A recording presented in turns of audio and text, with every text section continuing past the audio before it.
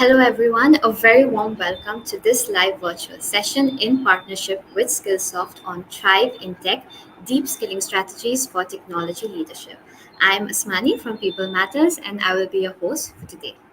In a study by Gartner, 81% of business leaders have cited skills shortage as a top organizational risk in 2024-25. In another study, leaders and IT executives said they see the talent shortage as the most significant adoption barrier to 64% of emerging technologies. While tech skills remain critical, today's technology professionals must have power skills like empathy, agility, creativity, and resilience to succeed. To drive today's discussion forward on the recent shifts in the technology landscape and the need for deep learning initiatives, I'm very excited to welcome our experts here today. We have with us Aruna Gorur, Head of HR Fujitsu. Boasting nearly 2 decades in HR, Aruna embarked on her journey with Fujitsu Consulting India in March 2022, evolving dynamically from HRBP for diverse sectors to leading HRBP for international regions to Head of HR for India GDC in her role. Thank you for joining us today, Aruna. Welcome to the session. Thanks, Asmani. We also have with us Jayendran Ji, Head Learning and Development at Tata ELXSI. With over 30 years in engineering leadership in IT, Jayendran has spearheaded teams across diverse tech domains, notably in communications and wireless technology. As the L&D head, he has also pioneered innovative techniques to foster a culture of continuous learning. Welcome to the session, Jayendran. Thank you. Happy to be here. We also have with us Sonal Vaidya, Global Head Organizational Development and Effectiveness L&T Technology Services, armed with an academic focus on organization development and 24 years of diverse global experience across industries. Sonal's unwavering belief in people's infinite potential fuels her passion for establishing OD functions. Welcome to the session, Sonal. Thank you for joining Thanks, us. Asmani. Happy to be here. Thank you so much. We also have with us Rajiv Naithani, Chief People Officer, Infogain. A passionate and forward-thinking HR leader, Rajiv excels in catalyzing organizational transformation via inventive people strategies. Leveraging deep expertise in the high-tech realm, he champions the employee-first ethos. Thank you for joining us, Rajiv. Welcome to the session. Thank you. Thank you, Asmani. Happy to be here. And last but not the least, I would like to invite our moderator for this discussion, Manoj Deopurkar, Regional Vice President Sales at Skillsoft. With 24 years of dynamic corporate experience, Manoj's journey underscores a commitment to ongoing learning, coupled with a zeal for driving business expansion and team success. And with that, we have all our panel here today. Before I hand it over to Manoj, a quick note for our attendees. Um, Rajesh Sorry, I've missed Rajesh introducing Rajesh Chandran. I'm so sorry. I would also like to take this opportunity to introduce Rajesh Chandran Sogasu, Senior Vice President, Global Head Talent Acquisition L&D at Happiest Minds, combining 14 years of sales expertise in enterprise products and services with P&L responsibilities. Rajesh is known for consistent high-performance standards, enhancing business growth, quality of hire, and timely fulfillment. My sincere apologies and welcome to the session, No Rajesh. worries. It's very happy Thank to you. have you with us. Thank you so much. So before I hand it over to Manoj, I would just like to request all our attendees to post their chat questions in the chat option. We will take up those audience questions towards the end of the discussion, reserved exclusively for audience Q&A. Thank you so much, and all the best to all our panelists. Over to you, Manoj. Thank you, Asmani, and thank you, People Matters. Hello, everyone. Good afternoon. It's a pleasure to welcome you all to our webinar today. In today's rapidly evolving digital landscape, technology professionals find themselves at the intersection of hard technical skill and essential power skills. As we navigate this dynamic terrain, it's crucial to strike a balance between technical prowess and the ability to lead effectively. Let's discuss this with these industry stalwarts and hear their insights, best practices, and real world examples they have used in nurturing advanced skills to stay ahead in the competitive tech industry. Skillsoft plays an important role in this scenario and partner with organizations in such workforce transformation initiatives in terms of upskilling, reskilling, onboarding, leadership development, and succession planning. I want to begin our discussions with a question on how industry leaders are identifying critical skills. And I'm coming to you, Rajiv. Rajiv, as a HR leader in the tech space, you're at the forefront of leveraging emerging technologies. So tell us, why are skills in technology undergoing a refresh? And how do the recent shifts in the technology landscape, such as rise of AI and automation, impact the skill requirements for technology professionals in the future? Rajiv. Sure, Manoj. Thank you for giving me that question. Let me paint a picture of the evolving skill landscape within the tech sector, and that's the place I come from. Just before this session, I was actually examining our skills distribution across two distinct time frames: March 2020, which was before the pandemic, and April 24, which is as recent as last month. What I discovered was a significant broadening in our skills composition. In 2020, we had just 8% of our workforce aligned to the unique emerging primary skills, which has gone up to 35% in April 2024. So, four times, more than four times of what we had. So, this indicates not only an increase in the complexity of skills, but also a profound shift in the technological solutions and services we offer to our customers. So, what changed? If the fundamental, any logical question would be that what changed? So, traditionally, the tech industry was dominated by core engineering. Today, it has evolved into a landscape where human centered digital platforms supported by AI, data analytics, define our work. And this evolution necessitates the refreshment of and upgrading of our employee skills to stay competitive and effective. Let's also consider the market dynamics driving these changes. Previously, technology initiatives were typically spearheaded by CIOs. So, most of the times we used to work with CIOs or CTOs of the world, uh, Correct. who were who were either driving internal automation, enabling their business, or driving the transformation from a product roadmap perspective. Now the landscape has shifted left.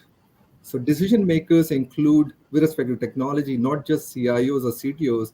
We have chief digital officers who are defining the digital strategy for the organization, line of business heads. We have chief marketing officers and other functional leaders from that perspective. So they are looking for strategies, solutions to integrate transformation, customer experience, digital platforms, and actionable insights, which is generated or powered by AI/ML, and all of that is hosted on the cloud infrastructure. Now, that's the change. Now, the second part of your question is all about GAI, right? Gen AI. The pace at which I've seen technology industry has always moved. It's unparalleled. And I've been throughout in my tech industry, five different tech companies, including product companies. What I've seen is every few years there's something new which comes in, and that's what we are seeing from a Gen AI perspective, which is the frontier technology poised to revolutionize the way we work. While it promises enhanced efficiency in the product development, it also poses potential disruptions to the skill requirements. So, in our own context of Infogain, what we are doing is we are launching Gen AI Academy to ensure that every single employee in the organization is well versed with Gen AI, and they Mhm. leverage the benefit of it. Right now our customers are not being very pushy about in terms of asking for efficiency. Ultimately in a services industry like ours, everything is a billing based game, right? That's where the revenue gets generated.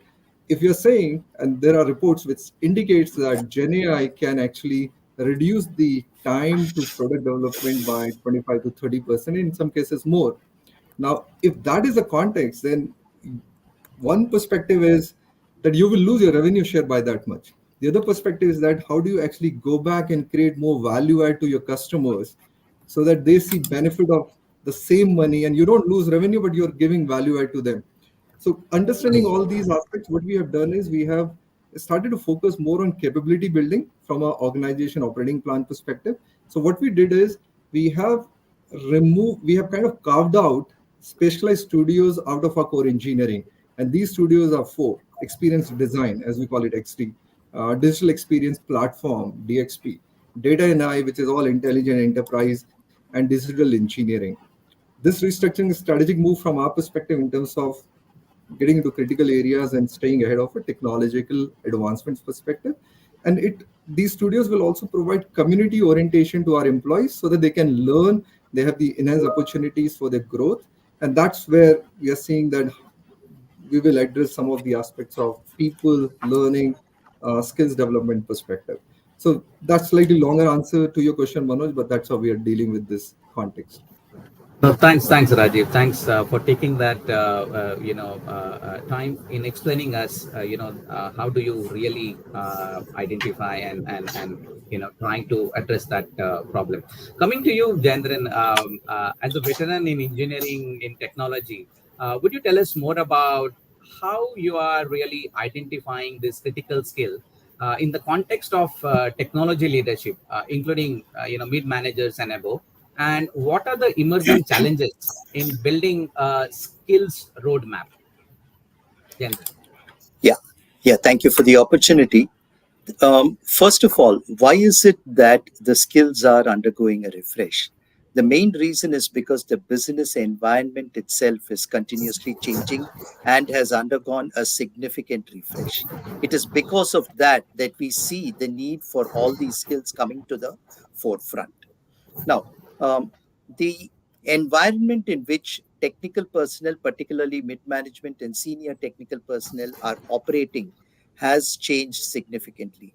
Earlier, it is possible for them to remain in a closed cocoon and not really be exposed to the wide range of partners and personnel that they are exposed to today. But because of the change, they not only have to deal with people within their organization, they have to deal with several other types of stakeholders. And the range of interaction that they need to do is significantly more. And that is why we find the need for such deep skilling, for such critical skills. So we find that they need to build skills in areas beyond communication and so on, which they were doing earlier. Because of the disruption brought about by these new technologies, there is a significant turmoil. They need skills of persuasion in order to communicate, to convey the impact of these technological changes to the senior leadership. They also need skills of empathy in order to help various members of the organization deal with the turmoil that is brought about because of these technological changes. These were not present to this extent earlier, but are now really the need for it is being felt. So, whether you talk about creativity, whether you talk about negotiation, whether you talk about storytelling, whether you talk about empathy, whether you talk about emotional intelligence, all of these are terms that um, technical leaders at mid management and above are coming to terms with. So that is the reason why you have the need for the skilling, and why the technology changes have led to the need for this. One further point: even though you mentioned about mid management and above, it is true that the that is really where the need for this is felt the most. But to a lesser extent, it is also being felt by people at the junior level. So, when it comes to the skills landscape, we find that there are many more skills that are needed, and they are being felt at to a different level by people right from the junior most to the senior people.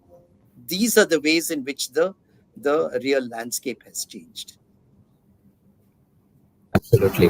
Great.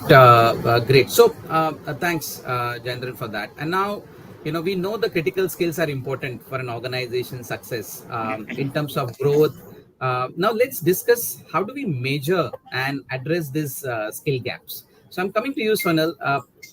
Please tell us, with your vast international experience in OD, for technology professionals, what are some effective methods of assessing the current skill levels, both technical and power skills? And how can organization address the specific power skill gaps within their teams? Sonal. Sure. Thanks. So I think, and I'll talk about this more contextually. So post the pandemic, what we have done as an organization is that we've gone ahead and re-looked at our entire competency landscape. So we did work with one of the big fours. And now, even if you read about it, there is a very prevalent competency framework, which they call as transversal competencies.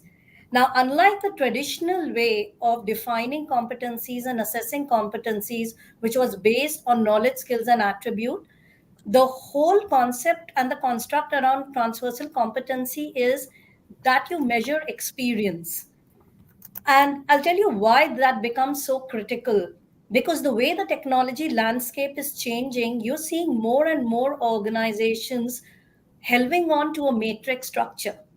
And once you held on to a matrix structure, then fungibility becomes the key criteria and the key competency, which means, so we went ahead and we redefined the competency framework, and we included three competencies at every level, which we said needs to be present at every level. The first competency was transdisciplinary.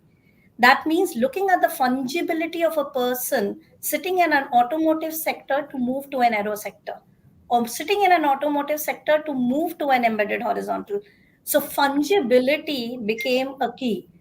The second one, which we looked at, was in terms of a global citizenship, because we said, that's really important for us. The third one, which we looked at, was more around critical thinking but with discernment. And the fourth one was around a growth mindset. Now, what we did was we introduced these four competencies at every level. So while you had a competency framework which was very specific to a role, but these transversal competencies, and this we did post pandemic, and we took help of a big four to, shell this out for us, and we included that. Now, what we've been doing as an organization in terms of growth is, we've got two very separate functions. One function is learning and development function, which looks at learning and development for the whole organization. And the second function looks specifically at building technical leaders and leaders. And that function is called as organization development. And that's the charter that sits closely with the CEO. And that's also something, the progress of which we even go ahead and report to the board. Now, the way it really happens is that at each and every level, starting right from a project lead and starting right from a technical leader, we have framed assessments. Again, these assessments we framed along with the big fours. So every year, soon after the performance appraisal, we run extensive development centers. At the technical end, we call it Tech League, and on this end, we call it Leaders League. The way we really run these assessments is, we run a 2-day development center. Over here, we run it with the big fours. And for technical assessments, we have partnered. So we get people, one of the big fours is helping us, but we also are taking help of academias like IIT, IISc, and all of that to gauge that potential. And after that, we create a pool of leaders who become a part of a pool which is called as Leaders League. Now, after we assess them, each and every person goes through a development journey for a period of 1 year. Now, for that development journey, we have tied up, with different academies, a lot of online platforms we've enrolled ourselves for, because it's more of a hybrid development.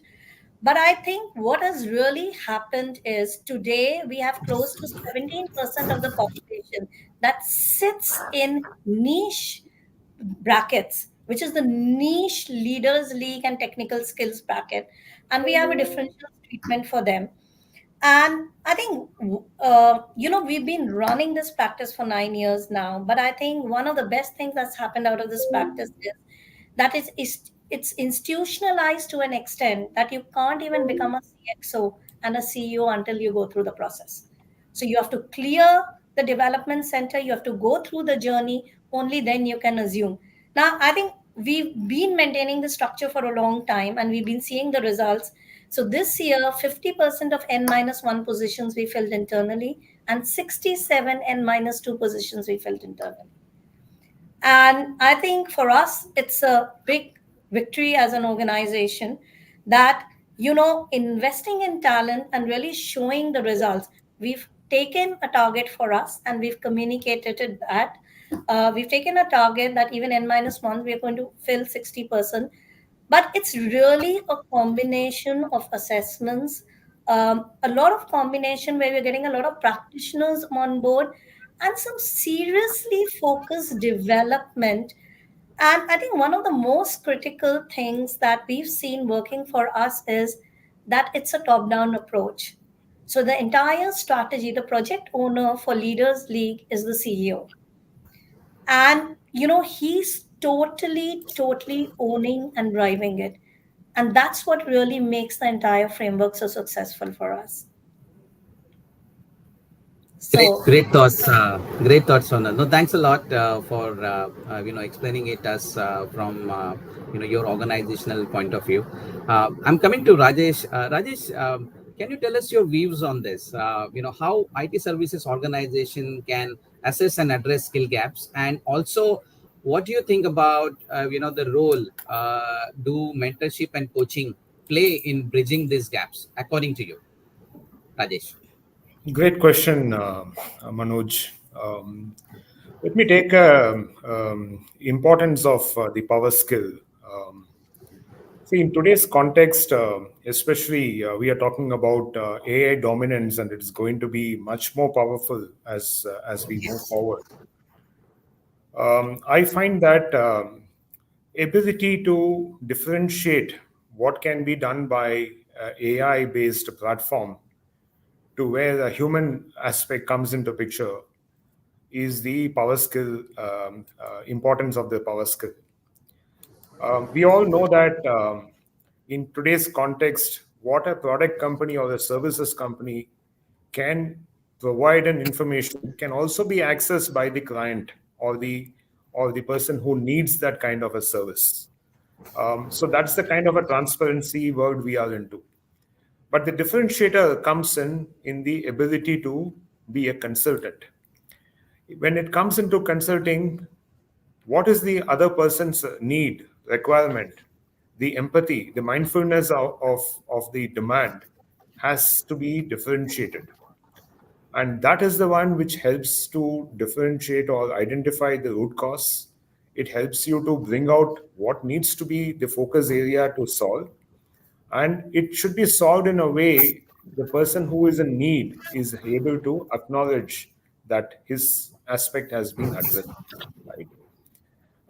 This is a huge shift. This is a huge shift from what it was 20 years, 15 years, or even 10 years back, where a technical person is more competent or domain focused from what he delivers. He need not be aligned to the client requirement 100% because there was a bigger team which was managing that. Today, that is merging. And to overcome this, the importance of the power skills, especially on the mindfulness, the ability to concentrate on what's the actual problem that has to be solved, is becoming the high focus. Having said that, this aspect, when you are performing on the ground, is very difficult to keep it in back of your mind at every stage. You definitely need a third eye, a third umpire in the case of a cricket, where he is able to observe you and provide you the areas which has been a blind spot for that individual, right? And that's the importance of a mentor or a coach on the ground. This is something which is not new. Mental or coaching is not new. It has been there for decades. But the importance of that in today's context is becoming much more prevalent because of the changing environment that is coming into. And the other aspect is the business aspect. If you observe, gone are the days where a client used to engage with a service partner or an IT provider for 3 years, 5 years, and we have heard about 10-year association also. We used to call it as TCV, 5-year TCV, 10-year TCV. Today, that is all becoming less than a year or maximum a year. 60-70% of your business is happening in that space. What does that mean? If there is a delivery manager or a program manager associated with a project, they used to live together for 5 years, the same client, the same team, and in the process they had a lot of time to know each other well and able to address their problems. Today that timeline is heavily shrunk. In that space, how fast you can do what you did over 3-4 years have to be performed in few months, and that will determine your next tenure of extension or a new SOW coming into picture. With such an environment, the mentor, the person who is giving you that input, becomes that much more important. Therefore, to sum up, importance of power skills over technical skills is definitely becoming important in the AI world. A lot that can be done by a mission, a program, have to be relooked and articulated to the context of what is to be solved. And that differentiation can be brought only by the person who is sitting before the client. And that's the power of that differentiation, which is going to be between partners. So on the technical front, every organization, the industry works on a competency framework, and obviously that has not much changed. What has changed, or what is continuing to be changed, is what is important today in 3 years time, 2 years time may not be existent. And we are seeing that a skill platform which used to be for 10-year life cycle are now shrunk to 1-2 years. That which new development is coming in, and the new versions, if you don't see a new version, you feel that as a person you are outdated, right? That's how the industry is behaving. Therefore, the fundamentals of learning is going to be the differentiator. How fast you know, how deep you know your foundations, and based on that, how fast you can learn new things. That attitude to learn is going to be the differentiator when it comes into upgradation of skill sets for an organization. So when we look for talent, that is the most important aspect that we wanted to look at, saying that as a person is continuously able to learn and able to keep updating, that curiosity aspect. So these are the aspects which is coming into picture for the kind of situation we are in. A great thought, Rajesh. Jendan, I'm coming back to you again. What's your views? When we're talking about these various initiatives and the landscape is changing, the thought process is changing. Uh, how organizations today are ensuring that their deep skilling strategies are aligned with their business goals? And it has a support from top leadership, like Sonal touched upon it. There is a buy-in from CEO for all what they do. So how do you ensure this alignment can happen for the deep skilling strategies along with the business goals? First of all, I think that the skills that are needed in general need to be determined by the line manager, no matter what the level. So, when it comes to senior technical people, the skills that are needed need to be identified by the senior leadership. They need to play a role in identifying what are the skills that are needed for people who are at that level, at that position. First, the role of L&D is more for enabling the rolling out of various types of learning programs for the person to develop that skill. So once that is recognized, then we'll know that the senior leadership plays a continuing role in identifying the skills that are needed. And this is something that the senior leadership need to be continuously aware of, because as they see the people at the senior technical level performing their daily tasks, they are interacting with key stakeholders, they are performing other tasks, they would be continuously aware of to what extent do these people possess the skills that are needed for them to be effective in their roles. And they need to fine tune the set of skills that are needed for such people and need to communicate that to L&D. Once we have a continuously, a continuous refinement of that list, then we would be able to perform better. And then, we go away and we, have a set of learning options that are there for the senior technical people to develop these skills. Further, one other part of it is, apart from the learning programs, in general, we need to have a way by which we bring in newer technologies, specifically immersive technologies, which have various simulation environments in which it is possible to evaluate how the specific learners perform when it comes to such skills. So we are able to set up a simulation environment and then evaluate how well they perform in that particular environment. So all of these would really need to be done. The involvement of the senior leadership, the availability of a wide range of learning options, including immersive technologies and simulation, in order for the senior technical people to develop these skills. And I think I would just like to add on, to this, that I think the role of an L&D OD professional has really transformed into a more strategic role. So, for me, do I know the strategy for the next 5 years, how it's going to evolve, and how each of my business, what's going to be the trajectory in terms of revenue for each of my business, how that's going to evolve? I definitely know it. And that access, that is something which the CEO himself and the leaders themselves, because I'm a part of the strategy meet now, and I'll tell you why.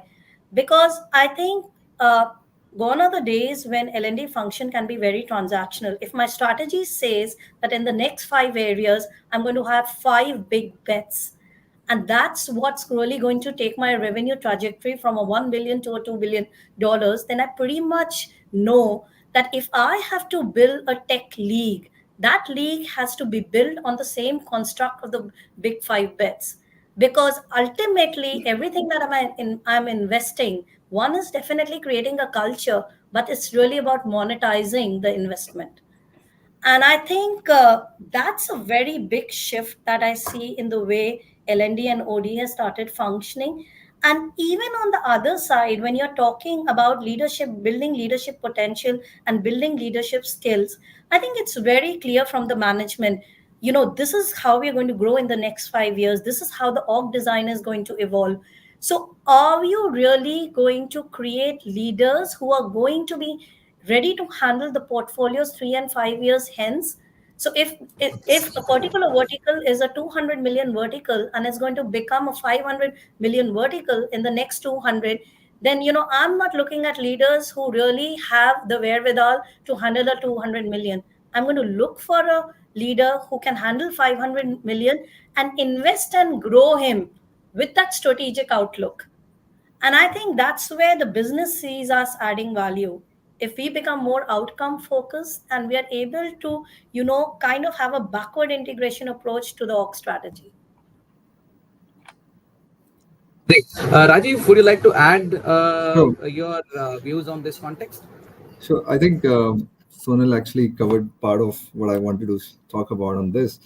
But I want to break it down into two parts. One is the leadership development aspect, which is all about, it should be seen in the context of the organization and business. And that's where, if your company is customer centricity focused, your entire efforts towards leadership development should be around that.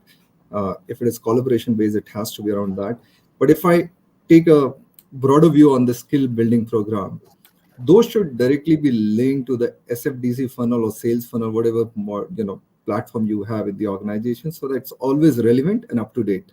Most often, I've seen learning organizations focus on tactical, operational, and traditional training needs identification process to cater to the learning, and they are lost in the game of training hours and the business, and then the business impact it creates. Right, it's mostly on how many hours are being actually done.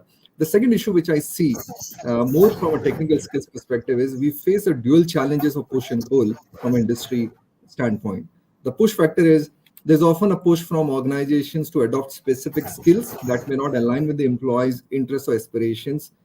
potentially leading to disengagement because companies saying, oh, we are selling this, we need more of capabilities in this area, let's do reskill. And it happens very often in a technology industry standpoint. And then there is a pull factor, which is without a genuine interest or willingness to learn and evolve, even well-intended learning interventions may not be effective because there's no will and interest from an employee perspective. Addressing this mindset around these push and pull dynamics, I think, is the first step uh, towards creating a culture where learning is seen as a mutual interest and not just a one-sided organization demand. That's additional perspective.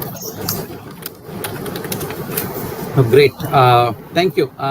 Aruna, we've been discussing on identifying, assessing, and bridging the skill gap till now. Would like to hear your thoughts on how do we integrate this with the emerging technology? I mean, what strategies can HR and IT leaders implement to cultivate a culture that can value and prioritizes this continuous talent development. So, Aruna, your views on this, please.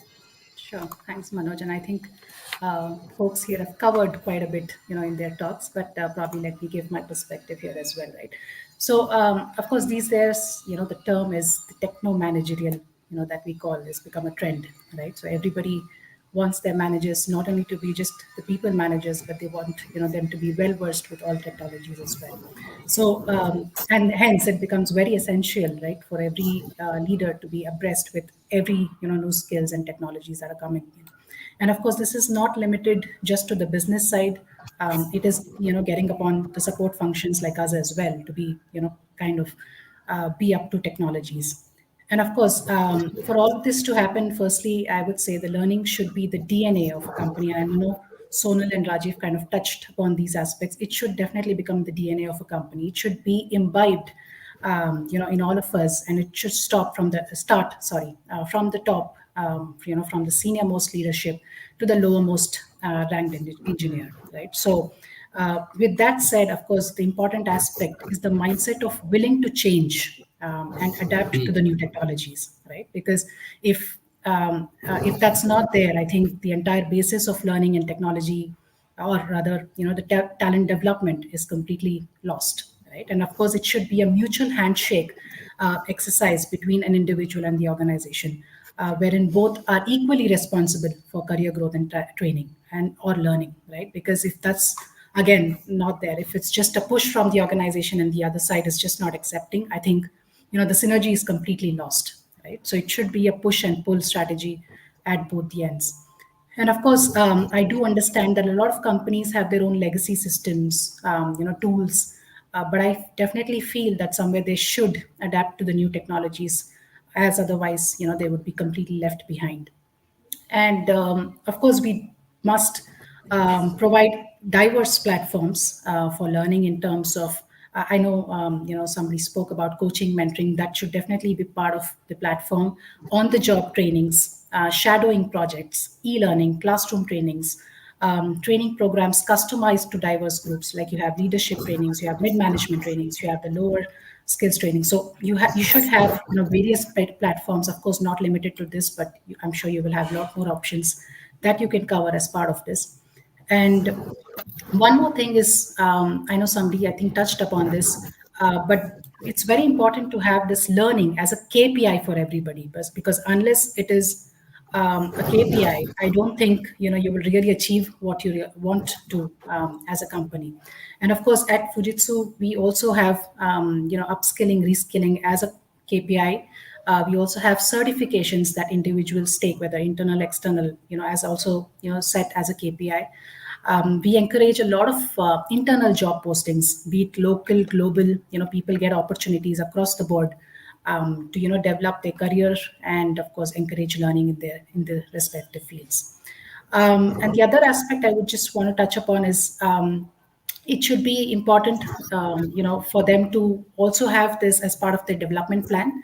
And this comes, of course, with the regular, connect conversations that we talk about between the manager and the individual. Because if that is identified, then I'm sure the individuals can learn up the new technologies and of course the power skills that we are talking about. So what becomes key? Proactively, of course, reviewing the deals customers once is on one side, and then gathering the skill requirement is the other. and what obviously creating suitable platforms for the upskilling, reskilling is the key. So with that, I would like to and of course, I think celebrating success is the last thing I would want to say. Celebrating success with learning. I can see Sonal with a lot of awards and recognitions behind. I think with learning, collaborated with this kind of rewards and certifications will definitely, I think, be another key for the success. Great, great, great. Thanks, Aruna. I'm just looking at, if there are any audience questions, in the chat. So I have first audience question with me, and this is open. Anybody would like to, jump in. There is a constant need for technological innovation as well as HR strategy to counter any disruption so as to keep pace with ever-changing scenario. So this is kind of a comment, I guess. It's not a question, but anybody would like to add on to this comment coming from audience?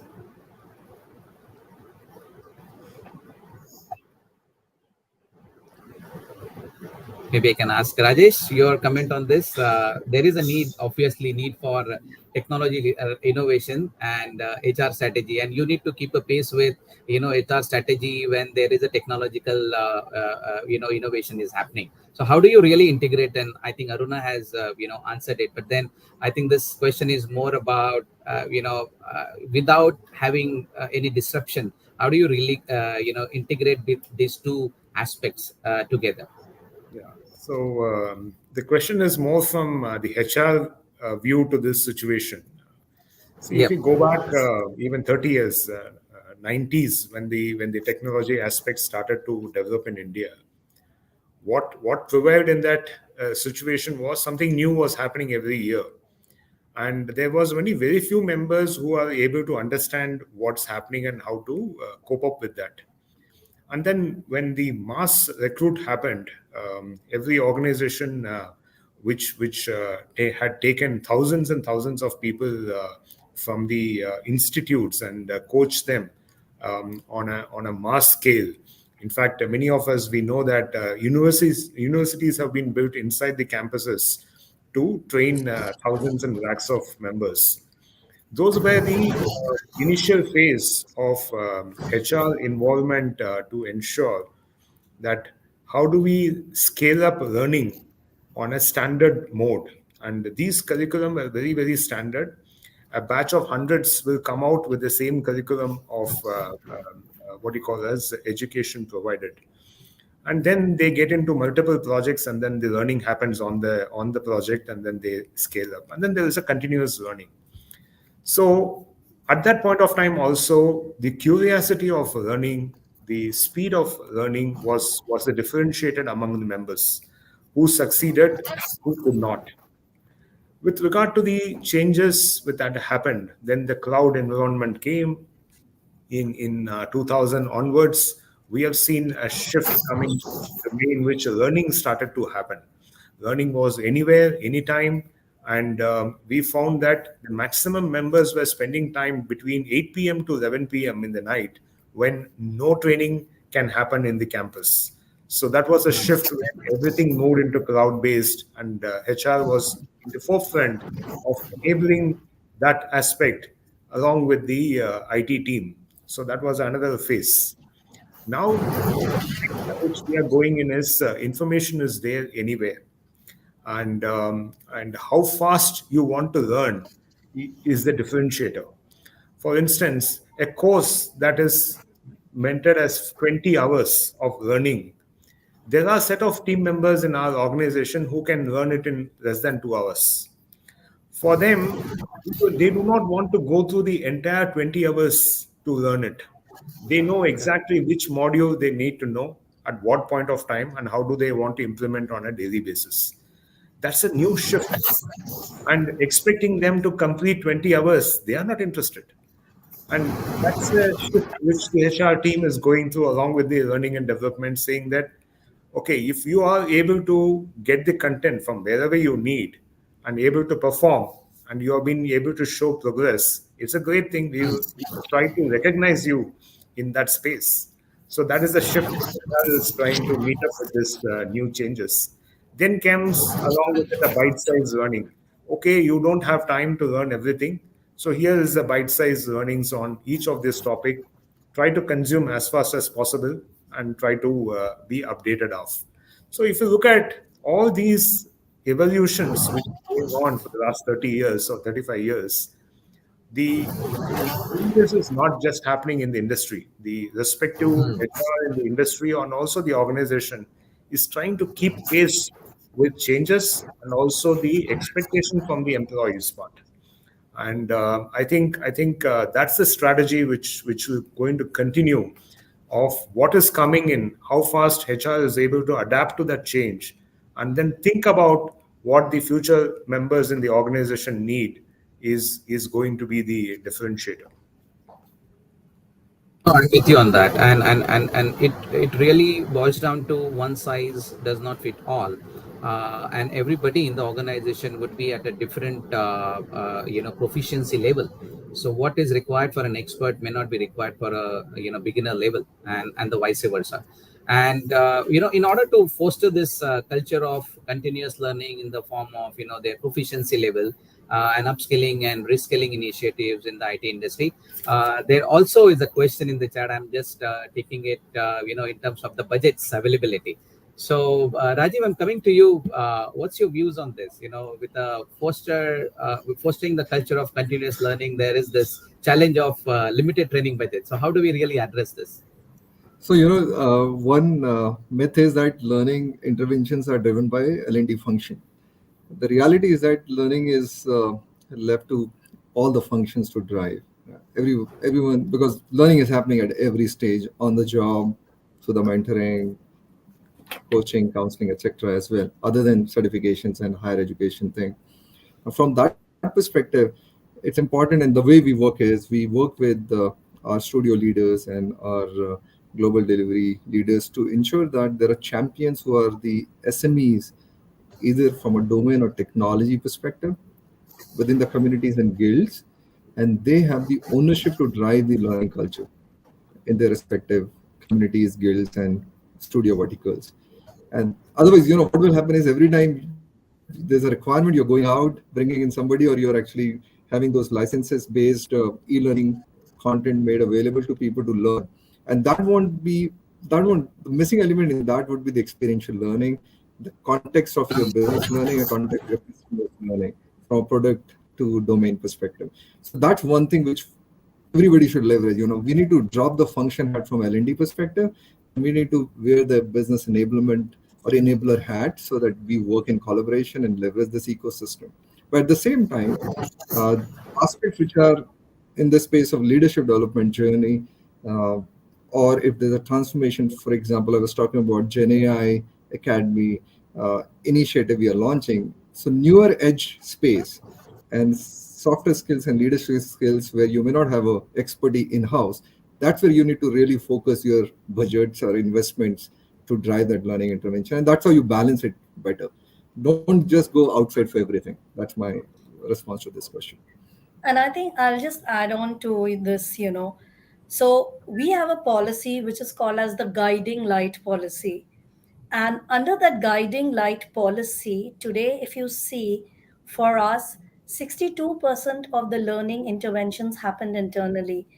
And under the guiding light policy, we really encourage people internally to become facilitators. And it's a matter of great pride and honor to be a guiding light. Now, to the extent that we rekindled our vision, mission, and values and our culture manifesto 2 years back, and we created one of our values out of five values is a culture of learning. So, when that becomes so deep seated in the organization, you also see a lot of people internally coming up and they want to disseminate that knowledge. So, that is one. And the second thing about budgets is, it's always a journey. The moment you build enough credibility where business sees that you are helping them drive outcomes, I feel you'll reach a stage where you're not going to be constrained by budgets. Because the moment business sees that you are able to impact an end outcome for them, and that outcome can be driven by training, that is where I feel that budgets do not really become a constraint. But again, really creating a culture of learning within the organization where it's a matter of great pride for people to come up and to disseminate that knowledge is also a culture that one can really drive, you know, if you want to really address this issue. That's a great insight, Sonal. And Aruna, with the question from audience, I'm coming to you. And again, we discussed about creating the culture, and you emphasized your views on that. But do you believe certification and formal education play a role in deep skilling? And if you can cite an example from Fujitsu, that would be helpful for audience as well. Sure. So I think it definitely lays a foundation, I would say. So it's not that everything is this is what you do and you get it, right? So it definitely lays a foundation for skilling. So obviously, as I said, you need to have that drive in you to learn something new every day. And then, for your formal education and certification can play as your experience that you can count on, for the future. So it's like an example of nursery rhymes, right? You learn it at that point of time, but you never kind of utilize that at any point of time. But when you have kids, you're again going back to that foundation where you're actually teaching those rhymes, right? So every education and every certification actually builds in you that confidence that you have that experience and you can learn something new, right? So it builds that roadmap for you for the future, right? So because if you don't have that, I mean, these are drivers, right? So if you don't have these accompanying your career path or your drive to kind of learn ahead, then I think you are missing out on the real path of the technology or the power skills side. Of course, at Fujitsu, as I said, certifications, we are encouraging teams to kind of, take up certifications, whether internally, externally.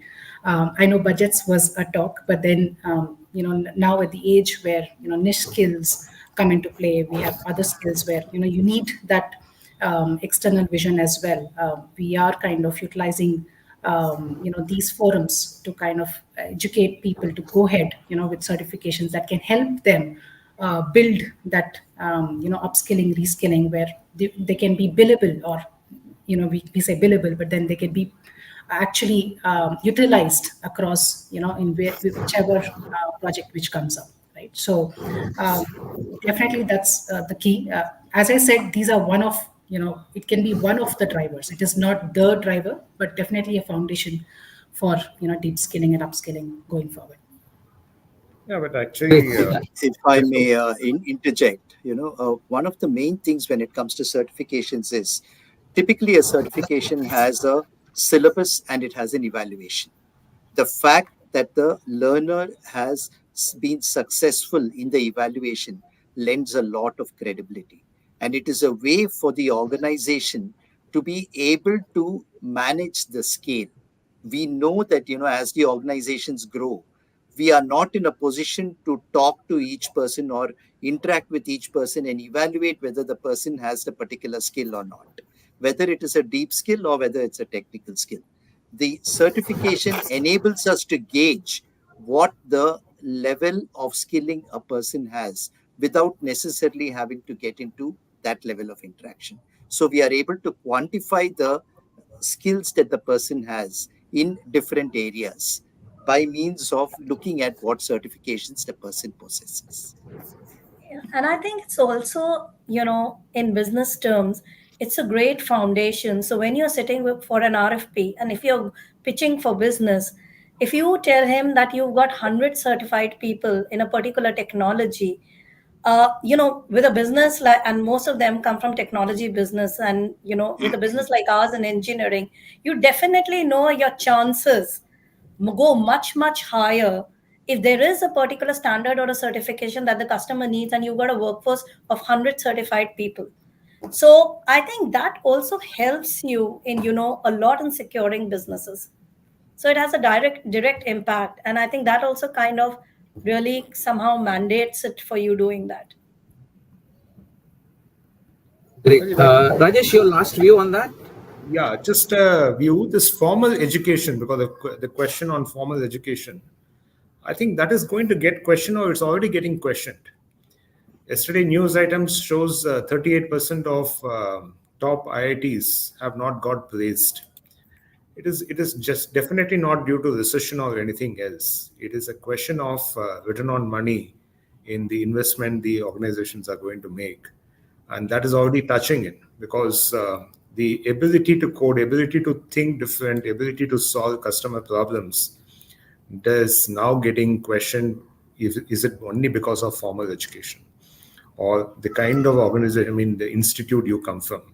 So that's becoming an open aspect where the potential of capable people can definitely, everybody has a chance today.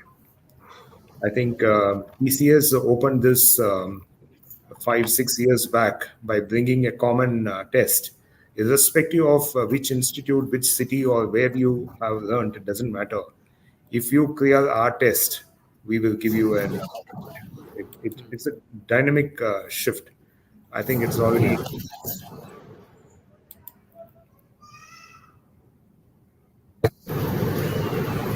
Sure. Right. No. So that's a great perspective, and I think we are approaching our end in terms of the time.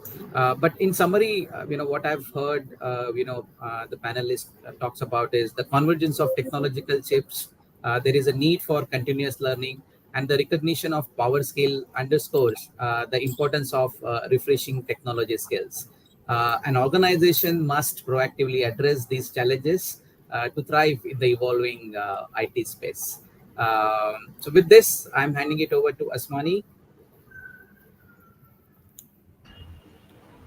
Great, good. That was like a very wonderful conversation, and I've taken a lot of notes. So I just wanted to go through some of the quick takeaways that I've also learned from this panel discussion.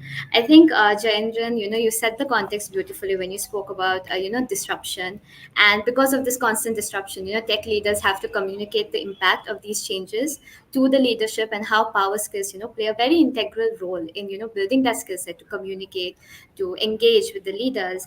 And Rajesh, I think the point about the attitude to learn and how it will be like a key differentiator, and the importance of on ground coaching to drive skilling and power skills, I think those were some very important takeaways for our audience. And from challenge standpoint, Rajiv, really loved your point on the how we need to address the mindset and the push and pull dynamics that we observe in in when rolling out learning programs to learners. And from a leadership lens, Sonal, I think it's very important for us to have leaders who are strategic and who are action oriented and who are aligned with the business and organizational growth strategy. And Arun, I think your points beautifully sum up our discussion for today, where you highlighted how learning should be the KPI for everyone in the organization, and that is the only way we can drive growth and success. So once again, thank you, Manoj, for beautifully moderating this discussion, and thank you, Aruna, Jainjan, Rajiv, Rajesh, and Sonal for sharing your time, your learnings, and your insights with us. I also like to take this opportunity to thank our partner Skillsoft for creating this discussion with us. And finally, a big thank you to our audience for joining us and for sharing their questions with us. We hope all your questions were answered.